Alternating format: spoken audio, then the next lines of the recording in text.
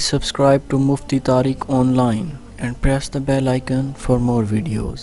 السلام علیکم ورحمۃ اللہ۔ محمد خبیب دنیا پور سے یہ بھائی سوال کرتے ہیں کہ نفل نماز کھڑے ہو کر پڑھیں یا بیٹھ کر پڑھنی چاہیے؟ برائے مہربانی اس بارے میں رہنمائی ضرور کر دیں۔ بھائی نے بہت اچھا سوال پوچھا ہے۔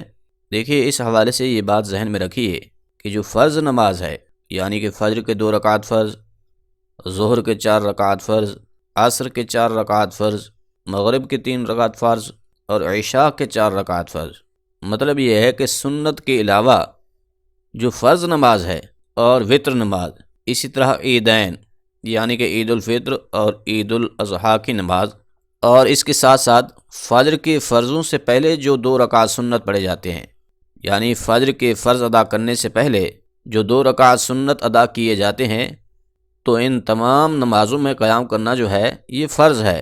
ان کے متعلق فقہائے کرام نے تو یہاں تک لکھا ہے کہ اگر کوئی شخص دیوار کی ٹیک لگا کر یا اسی طرح کسی چیز کا سہارا لے کر کھڑا ہو سکتا ہے تو ایسے شخص کے اوپر نماز میں قیام کرنا فرض ہے۔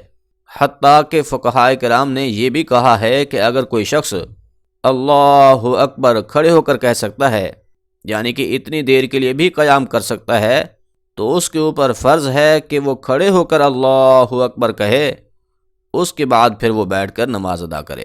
تو ان تمام نمازوں میں قیام کرنا جو ہے یہ فرض ہے۔ کون کون سی نمازیں؟ نمبر 1 پر فرض نماز، دوسرے نمبر پر وتر نماز ہے، تیسرے نمبر پر عیدین کی نماز ہے، اور نمبر 4 پر ہے کہ فجر کے فرضوں سے پہلے جو 2 رکعت سنت پڑھے جاتے ہیں، تو ان تمام نمازوں میں قیام کرنا یہ فرض ہے۔ اگر بغیر کسی عذر کے کوئی بندہ بیٹھ کر نماز پڑھے گا تو اس کی نماز نہیں ہوگی۔ ان کے علاوہ باقی جو سنت مؤکدہ ہیں یا سنت غیر مؤکدہ ہیں یا اسی طرح جو نوافل ہیں، ان میں اختیار ہے، چاہیں تو بیٹھ کر پڑھیں، چاہیں تو کھڑے ہو کر بھی پڑھ سکتے ہیں۔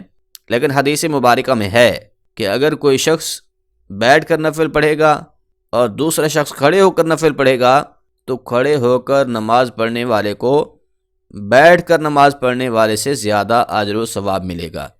اس لیے افضل تو یہی ہے کہ نفل نماز بھی کھڑے ہو کر پڑھی جائے، کیونکہ اس میں ثواب زیادہ ہے۔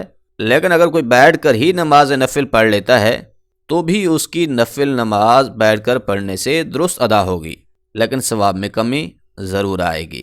امید ہے بات سمجھ آ گئی ہوگی۔ سبحان ربک رب العزت عما یصفون وسلام علی المرسلین والحمد للہ رب العالمین۔